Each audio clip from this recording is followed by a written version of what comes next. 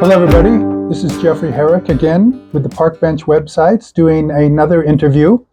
Today, I will be interviewing Gary Allen. He's the Director of Education for the Mindfulness Preace project. I've known Gary a long time. I really respect the work that he does, and I'm very excited to be able to interview him today. Hi, Gary. Hi, Jeffrey. So tell me what the Mindfulness Preace project is and what you do. Mindfulness Preace project is an umbrella name our organization has for three programs that we do. The first one being Ratna Peace Initiative, and that is aimed at teaching meditation to prisoners in prisons and jails around the United States and sometimes beyond the borders, and provide materials, literature, media to them. We have study courses and we correspond with them personally, all as a way to help them develop a spiritual practice, a meditative practice, and to be able to apply that to their life in prison. Wow. And then we have a couple of other secular mindfulness programs, one for vets, where we teach them mindfulness, and we have a study course for that. And until relatively recently, we also had a program we did in the area where we did equine-assisted therapy with a group of vets at local ranches around here and taught them mindfulness and meditation practices. And then as well, we have a program for solitary confinement, which is a study course where you can learn secular mindfulness within being locked down 23 hours a day. Wow, that sounds intense. What is the motivation for starting the organization initially and your personal motivation for doing this kind of work? Well, of course, I'm just very inspired by having a meditation practice for so many decades, and I know what a difference it can make in someone's life. And I think I initially started thinking about it some because of Ram Dass, who went into prisons and taught meditation there, and compared that circumstance to like being in a monastery and saying you could relate to it from that perspective. So that always kind of stuck in me. And I personally originally went into prison to teach creative writing because I was a creative writing student at Naropa. But that morphed pretty quickly into teaching meditation to people in prison, and it was a powerful and very helpful thing to them. And that's what motivates, I think, all the work we've done up to this day, the potential for transformation for someone in such an extreme circumstance. And sometimes it's the extremity of that circumstance that wakes them up, makes them go, well, how I've been dealing with my life hasn't worked out, has it? And so now they're willing to hear some other perspective. So are the people interested in Buddhism, or if they're not interested in Buddhism, do you still teach them as well? How does that go? I think some people maybe want to know more about meditation. Often they are still interested in Buddhist teachings on mind, on how to conduct your life. There is value to that. There's no requirement on our part that you be Buddhist, just that you are interested in the topics, and we just, provide you with as much help as we can, regardless. Okay.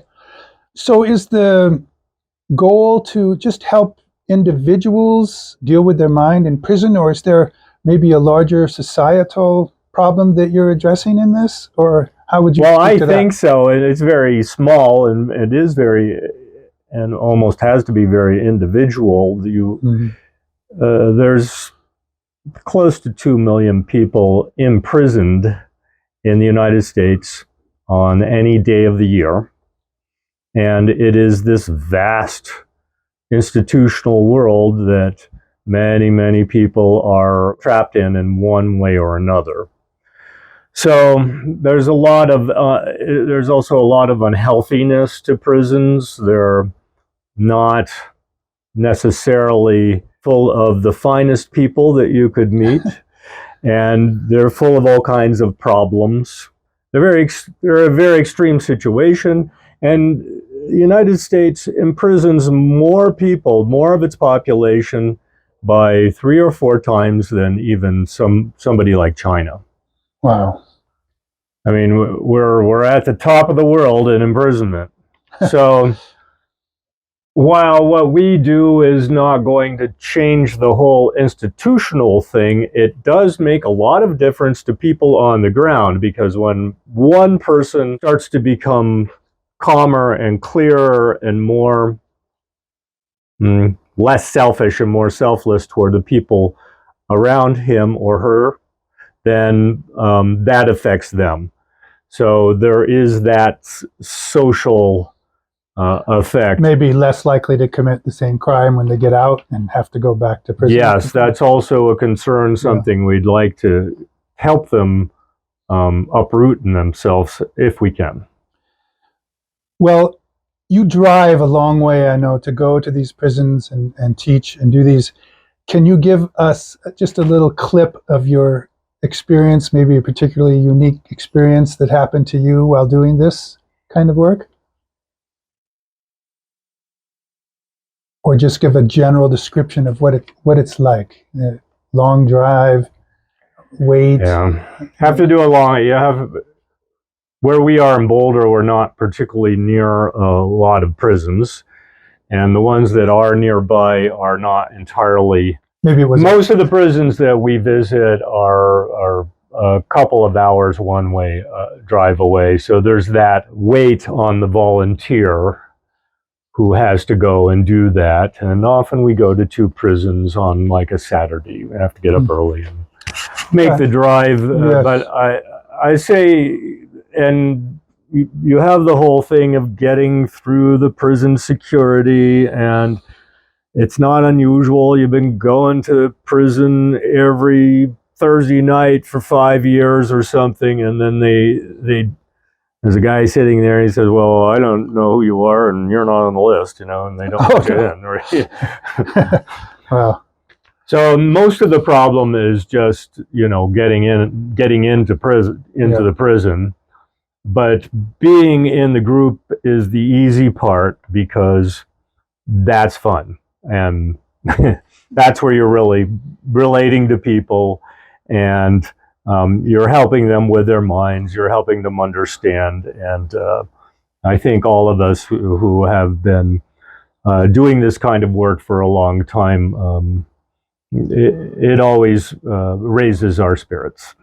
Is it a combination of group and one-on-one, or is it mostly just one group and then maybe all the one-on-one stuff is through the mail? Oh, okay. So they can write us. This is part of our program, how our program is set up, to do correspondence to people. And we take a lot of time with letters. Okay. We're personally oriented that way, versus being somebody who just gets things through their office as fast as they can. Okay. Well, since this interview is going out to the general public, can you say anything about how people can get involved, whether they make donations or help do the kind of work that you do, or something else? What do they do? Well, we have a website, and that's one way to contact us. We're also on Facebook, and you'll get our address at the end of this.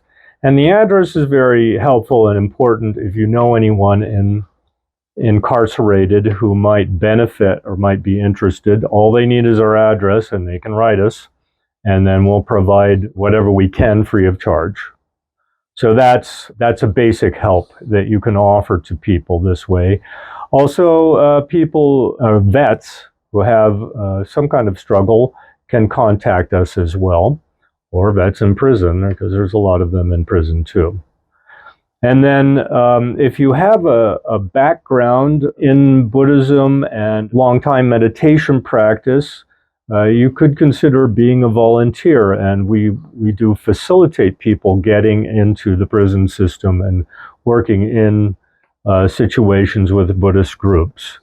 You can teach meditation or yoga. Those are valuable skills that, and we have a way to support you in the process of finding out what you have to do and making it happen.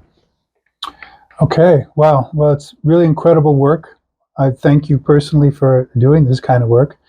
And if you are interested in this interview, you can share this interview with anybody, post it on your social media, and let's help the Mindfulness Peace Project do their work even further and further.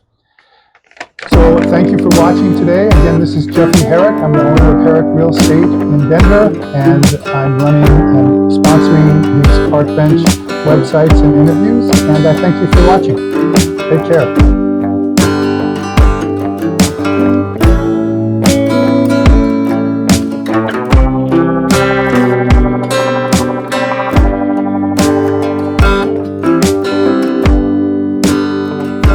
Thank you.